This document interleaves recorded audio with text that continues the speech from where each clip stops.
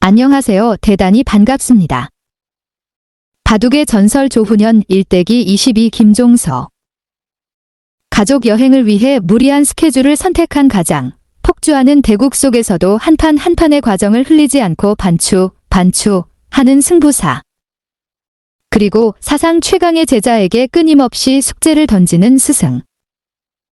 인터넷 바둑의 활로를 모색하기 위해 매일 평창동 지하실 컴퓨터 앞에 앉아 바둑 사이트들을 둘러보는 사업가. 그 다양한 모습들이 바로 현재 조국수의 실제이다. 다시 이야기는 90년대 초반으로 넘어간다. 이창호, 유창혁의 기세가 불꽃처럼 타오르면서 거함 조훈현호는 서서히 가라앉고 있었다. 15개 기전 중에서 그가 보유하고 있는 타이틀은 기왕과 패왕 단 2개. 그러나 모두가 그의 침몰을 기정사실화하고 있을 때 거함의 뱃머리가 갑자기 수면 위로 치솟아오르며 포마를 휘날렸다.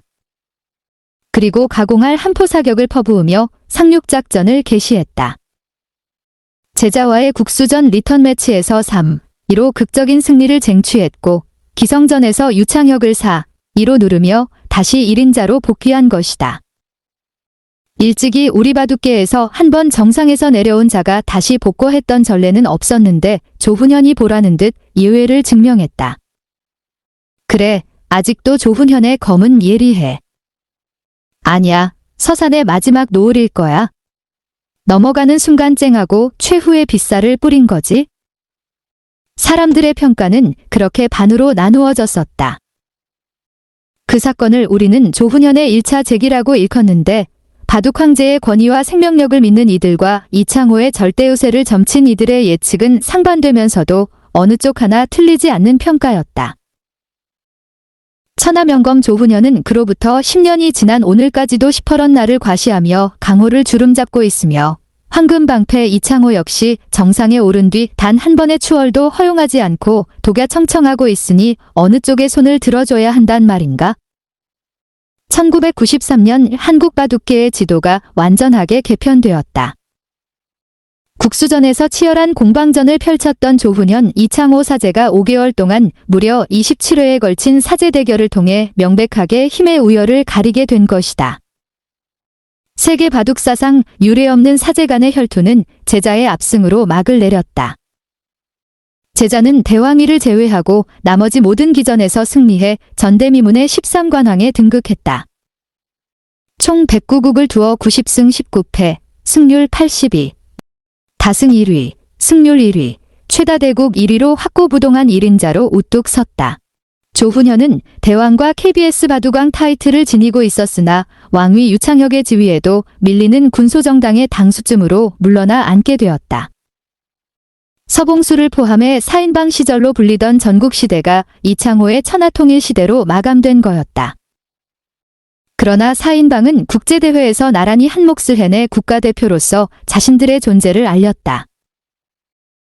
제1회 진로배에서 조훈현이 막판에 수훈을 세워 우승컵을 가져왔고 서봉수는 제2회 응시배를 거머쥐었으며 유창혁은 적진 한복판에서 조훈현과 형제 대결을 벌인 끝에 후지츠배를 접수했으며 막내 이창호가 일본의 1인자 조치훈을 3시분 스트레이트로 꺾고 동양증권배를 지켜냄으로써 한국 바둑이 세계대회 그랜드슬램을 이룩한 것.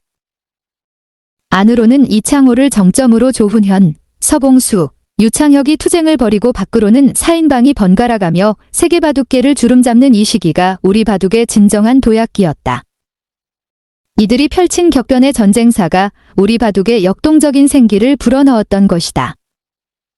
고교생의 신분으로 국내 1인자에 오른 이창호는 93년 대학 진학 문제로 갈등을 겪는다. 이는 그의 개인적인 문제를 떠나 바둑계와 더 나아가 사회 전체의 고민거리로 떠올랐었다. 학업을 병행하면 아무래도 바둑에 대한 열정의 순도가 떨어질 것을 우려하는 반대파와 진학을 통해 바둑 명인의 지성을 향상시켜야 한다는 찬성파가 팽팽하게 맞섰다. 희대의 천재 창호는 마음만 먹으면 얼마든지 대학을 갈 수 있는 학생이었다. 스승 조훈현은 제자의 진학 문제에 관해 노코멘트로 일관했다.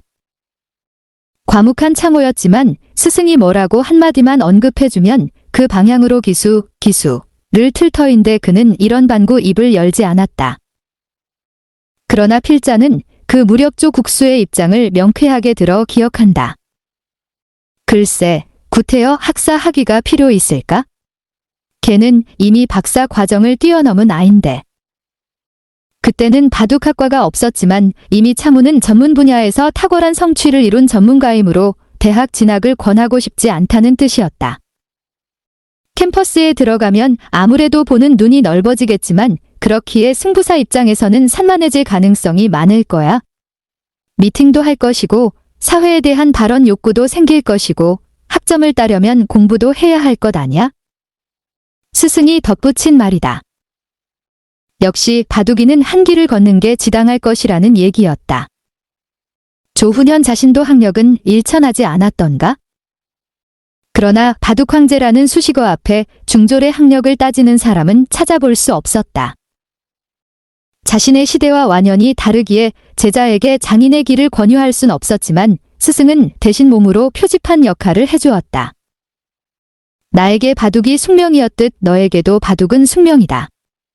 우리에게 그 어떤 전생의 영혼이 깃들어 이 길을 택했는지 알 수 없지만 지금에 와서 우리가 또 어떤 세계를 바라볼 수 있겠느냐? 창호야. 앞만 보고 달리자. 스승은 하루 걸러 이어지는 사제 대결을 통해 그런 무언의 지침을 전했다. 어느덧 승부의 요체를 터득해버린 괴물 이창호는 불가사리처럼 각종 기전의 트로피를 넙죽넙죽 집어삼켰고 스승과의 대국에서도 두는 족족 이기기 시작했다.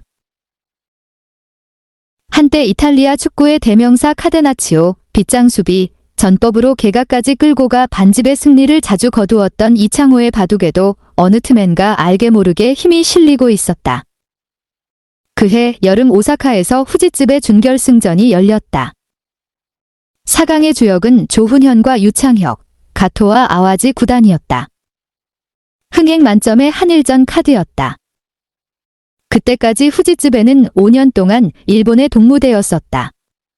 그 외의 모든 기전은 한국이 휩쓸었지만 이상하게도 후지츠배는 난공불락이었다. 최강 이창호가 빠지긴 했지만 조훈현, 유창혁 콤비의 존재는 가토와 아와지를 능가하는 중량감이 느껴졌다. 그러나 두 천재의 바둑은 약속이나 한 것처럼 초반에 행마가 비틀거리며 쫓기기 시작했다. 중반전, 검토실의 일본 기사들은 승부가 끝났다며 손을 털고 일어섰다. 그러나 유 콤비는 포기하지 않고 신락 같은 역전의 가능성을 찾아 361로 구석구석을 훑고 다녔다. 마침내 조훈현은 묘수 한 방으로 살인청부업자 가토의 발목을 잡았고 유창혁은 1분 초읽기 속에서 끝내기 패를 끝까지 버텨 아와지의 패착을 이끌어냈다. 둘 다 반집승이었다.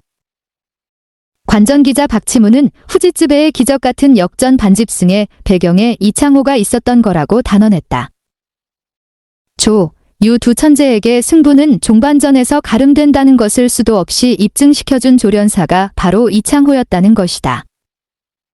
한 달 후, 두 사람은 도쿄에서 다정하게 결승전을 치렀고 유창혁이 우승컵을 차지했다. 이로써 한국 바둑은 세계 4대 기전을 평정하며 진정한 챔피언에 오르게 된다. 후지츠배에서 감동의 형제 대결을 연출했던 유 콤비는 귀국하자마자 이창호와 차례대로 타이틀전을 벌여야 했다.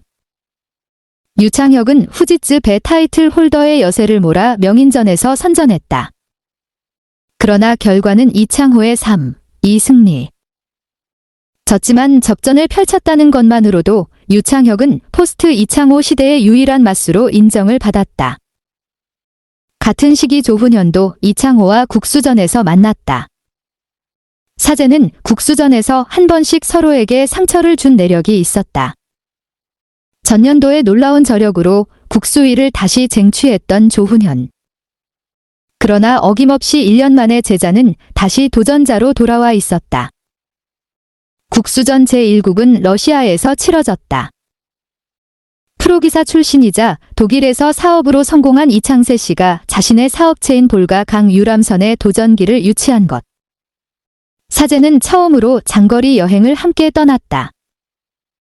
바로 그때 대학 시험 날짜가 임박해 있었고 또 비행기 타기를 끔찍히 싫어하는 창호였지만 유럽 원정을 마다할 수 없었다. 볼가 강 유람선 대국은 우길승천하는 한국 바둑의 페스티벌이었으므로 그 여행에 함께한 바둑인들이 많았지만 사제는 각별한 감회로 그들만의 시간을 공유했다. 세 번째 만나는 국수전 도전기. 그 첫 판이기에 당사자들은 물론이고 입회인들까지 묘한 중압감을 느끼고 있었다.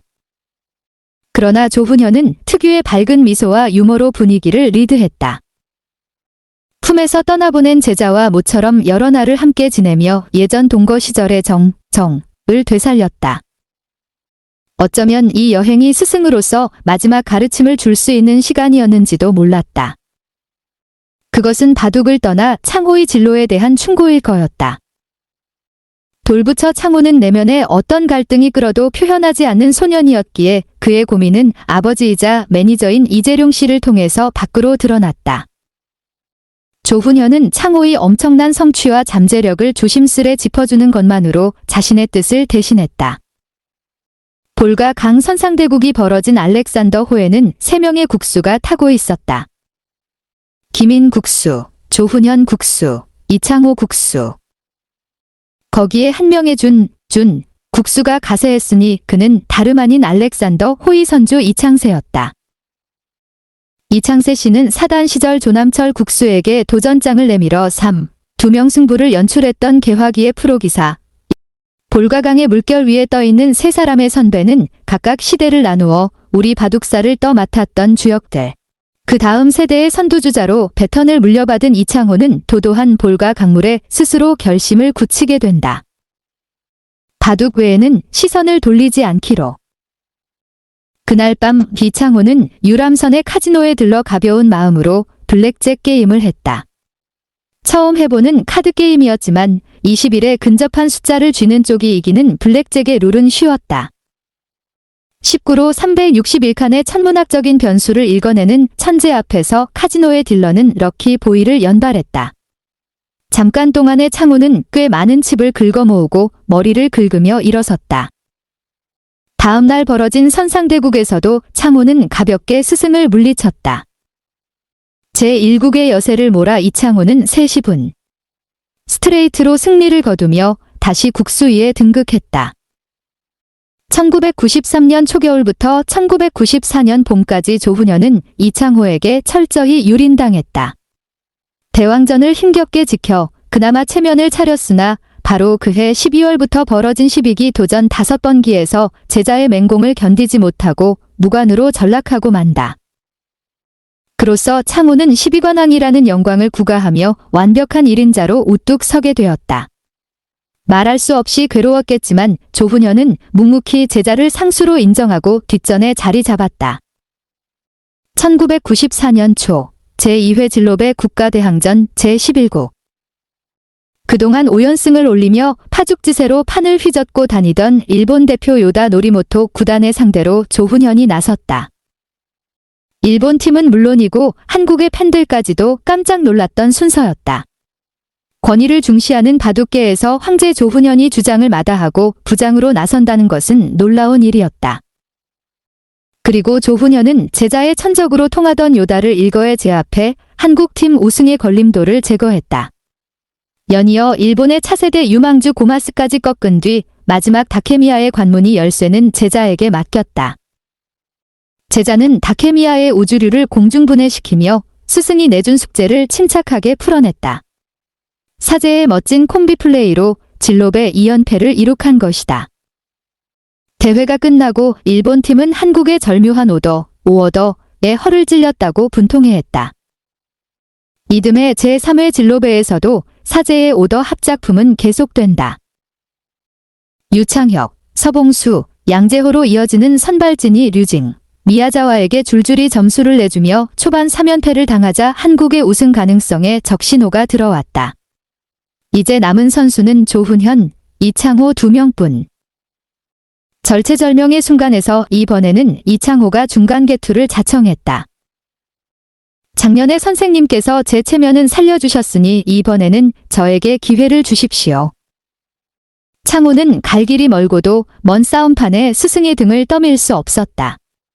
그래서 부장을 자처하고 먼저 칼을 뽑았다. 그리고 국제무대에서 아직 인정받지 못한 국내용이라고 폄하당하는 데 대한 한을 풀기라도 하듯 신들린 건무를 추며 사연승을 올렸다. 조대원, 고마스, 마샤오춘, 다케미야가 차례로 쓰러졌다. 그러나 대륙의 반달곰 내 웨이핑에게 불의의 일격을 당하고 싹쓸이의 기록을 놓쳤다. 내 웨이핑은 가토를 꺾으며 왕년의 중일 슈퍼대항전에서 보여주었던 괴력을 다시 뽐내는 듯 싶었다. 이제 한국 팀의 마지막 보루는 조훈현. 내 웨이핑의 대결은 응시배 이후 최대의 이슈로 떠올랐다. 그러나 병아리 때 쫓기던 닭 장닭이 되어서도 꼼짝 못한다는 속담처럼 싱가포르 혈전 당시 조훈현의 매서운 펀치에 녹아난 내 웨이핑은 중반까지의 우세를 지켜내지 못하고 역전을 허용했다. 조훈현은 다음날 린 하이펑과의 최종 결승국에서 불계승을 거둠으로써 한국의 3연패를 지켰고 1억 원짜리 금배 진로컵을 한국 기원에 영구 보존하는 쾌거를 이룩했다. 선수층이 두텁지 못하다는 핀잔을 들으면서도 한국 바둑이 불멸의 신화를 계속 써가고 있는 데는 조이 사제의 콤비 플레이가 그만큼 절묘한 조화를 이루었기 때문이었다. 조훈현은 94년의 망명객으로 변신했다. 국내에서 대왕위 하나를 간신히 유지하며 다관왕 이창호의 등살에 모시겨 발디딜 곳을 찾느라 쩔쩔맸으나 세계대회에서는 연전연승하며 바둑 황제의 면모를 유감없이 과시했다. 봄에 한국기사 킬러로 유명한 요다 구단과 동양증권배 결승에서 만나 3-1로 승리, 타이틀을 거머쥐었다. 그때까지 요다는 한국 챔피언 이창호에게 6승 1패를 기록하며 이창호를 미완의 소년으로 비웃던 인물. 조훈현은 그런 요다를 처음부터 다그치고 윽박지르고 핍박하며 완벽하게 밀어버렸다. 여름에는 후지츠베에서 유창혁과 결승전을 벌였다. 지난해에 이어 두 번째로 연출된 형제 대결이었다. 옆자리 4위전 테이블에서는 거장 린 하이펑과 조치훈이 머리를 맞대고 앉아 경쟁하고 있었다. 한국 바둑의 위상이 확연하게 드러나는 장면이었다. 결승전에서 조훈현은 작년에 양보했던 우승컵을 유창혁으로부터 물려받았다. 조국수님, 축하합니다. 유창혁은 돌을 던지며 깍듯이 고개를 숙였다. 그 축하 인사는 세계 최초로 세계대회 사이클링 히트를 달성한 선배기사 조훈현에 대한 존경의 표시였다. 그로부터 8년 후 유창혁은 제주도에서 세계대회 그랜드슬램의 축하 인사를 조훈현으로 다시 돌려받게 된다. 응시배, 동양증권배, 후지츠배, 진로배. 그 당시 현존하는 모든 타이틀의 지문을 묻힌 주인공은 조훈현이 최초였다. 국내 무관의 나락에서 불사조처럼 날아올라 세계대회를 주름잡은 조훈현. 연간 전적 70승 32패, 타이틀전에서의 연패 등등 사상 최악의 부진 속에서 이룩한 세계대회 사이클링 히트의 기록은 그렇기에 더욱 가치가 높은지도 몰랐다. 94년 조훈현은 끝을 모르는 나락으로 추락했지만 연간 상금 4억 3천만 원을 벌어들여 실리가 무엇인지 확실하게 보여주었다. 이 무렵 한국기원은 관철동 시대를 마감하고 홍익동으로 터전을 옮겼다. 바둑계의 세대와 판이 새롭게 짜여진 시점이 바로 이때였다. 조훈현도 환경의 변화에 발맞춰 심신의 개혁을 시도했다. 20여 년간 즐겨왔던 담배를 끊기로 결심한 것. 그의 흡연 습관은 유별났다. 오로지 장미만 피우는데 하루 두세 갑은 기본이고 대국이 있는 날은 5갑까지 피워댔다. 오죽했으면 그의 아내가 평창동 지하실 창고에 장미담배 1만 개비들이 박스를 산처럼 쌓아두었을까? 아마도 그는 평생 손에 쥐었던 바둑알 만큼이나 많은 담배 개비를 연기로 날려보냈으리라. 담배를 끊기로 결심한 이유는 복합적이었다. 우선 체력을 유지하는데 흡연 습관은 독약이었다.